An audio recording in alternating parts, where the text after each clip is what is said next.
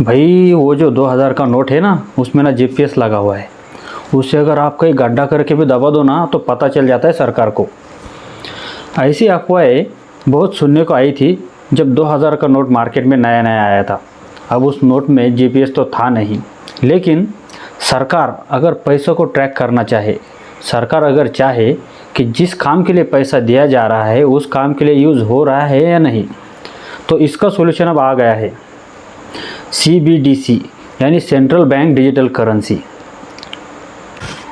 आजकल हम न्यूज़ चैनलों में डिजिटल रुपये, ई रुपये के बारे में सुन रहे हैं। तो ये डिजिटल रुपये क्या है, क्या ये सेफ़ है, इसका यूज़ कैसा है, गवर्नमेंट इसको क्यों लाई है, क्या पर्पज़ है, क्या क्या एडवांटेजेस है। पिछली बार जब हमने डिजिटल ट्रांजैक्शन के साथ कुछ किया था वो था UPI, और पता है UPI में आज हम दुनिया में सबसे आगे है।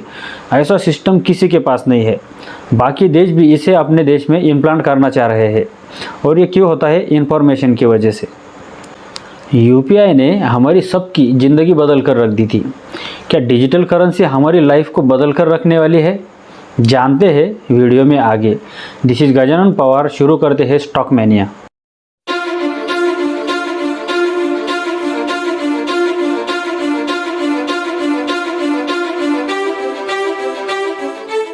तो UPI ना दो बैंक्स के बीच होता है। एक बैंक में आपका अकाउंट है, वहाँ से आपने ट्रांसफ़र किया, आपके बैंक से पैसा डेबिट हुआ।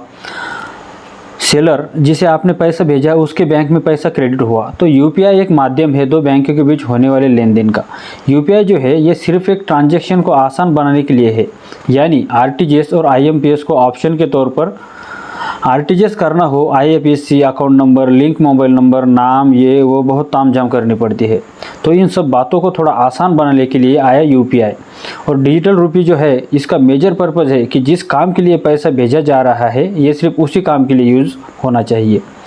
जब RBI पैसा छापती है तो उस पर तो लिखा नहीं होता कि ये किस काम के लिए है, या अगर UPI से ट्रांजैक्शन किया जाए तो उस पर कोई ऐसा निर्बंध नहीं है कि ये सिर्फ किसी खास पर्पज़ के लिए यूज़ किया जाए। डिजिटल रुपये का पर्पज़ जो है डिफाइंड है कि इन रुपये को किस पर्पज़ के लिए यूज़ किया जाना है।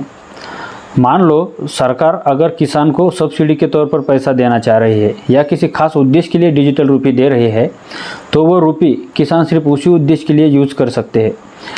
किसान को डिजिटल रुपये दी जिस काम के लिए, तो वही काम उससे होगा, तो पैसों का मिसयूज़ कम हो जाएगा। तो ये एक मेजर यूज केस है।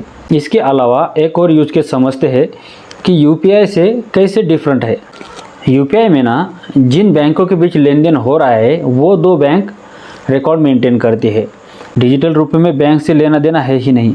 इनफैक्ट हो सकता है आपका बैंक अकाउंट ही ना हो तो भी आपके पास डिजिटल रुपये आए, क्योंकि इसके रिकॉर्ड ना डायरेक्ट RBI मेंटेन करता है। जैसे फिजिकल कैश, इस इंसान के पास कितना कैश है ये बैंक को नहीं पता।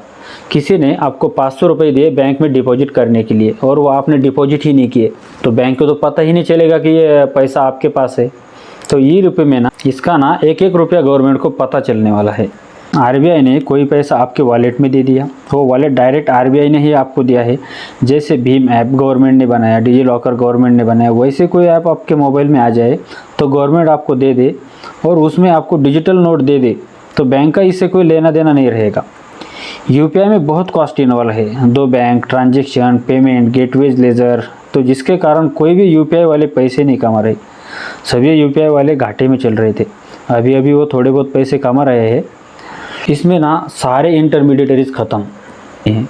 RBI ने आपको पैसा दिया, अब आप उन पैसों का जो चाहे करो, कोई इंटरमीडिएटरी नहीं। जैसे मैं किसी को नोट देता हूँ वैसे ही ऐप में मेरे पास नोट हो गए 100, 200, 500, वो नोट मेरे दोस्त को दूँ, चिल्लर उससे वापस लेना चाहो तो वापस लूँ, कोई भी इंटरमीडिएटरी नहीं है। लेकिन ये सिस्टम वर्क कैसे करेगा? कोई इंटरमीडिएटरी नहीं है, कोई बैंक इन्वॉल्व नहीं है, तो रिकॉर्ड कौन मेंटेन करेगा? तो ये वर्क करेगा ब्लॉकचेन टेक्नोलॉजी पे। अगर आपको ब्लॉकचेन टेक्नोलॉजी के बारे में पता ना हो तो मेरा उस पर एक वीडियो है, आप वो देख लीजिए, आपको उसके बारे में डिटेल में पता चल जाएगा।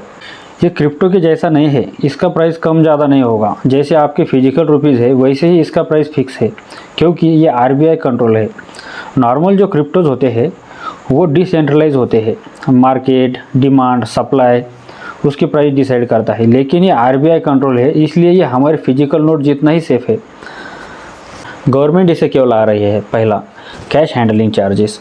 हज़ारों करोड़ रुपए लग जाते हैं नोट छापने में। नोट छापने का खर्चा मैं आपकी स्क्रीन पर डाल देता हूँ, आप देख लीजिए। आपको हैरानी होगी ये देखकर कि ये फिजूल खर्ची है गवर्नमेंट की।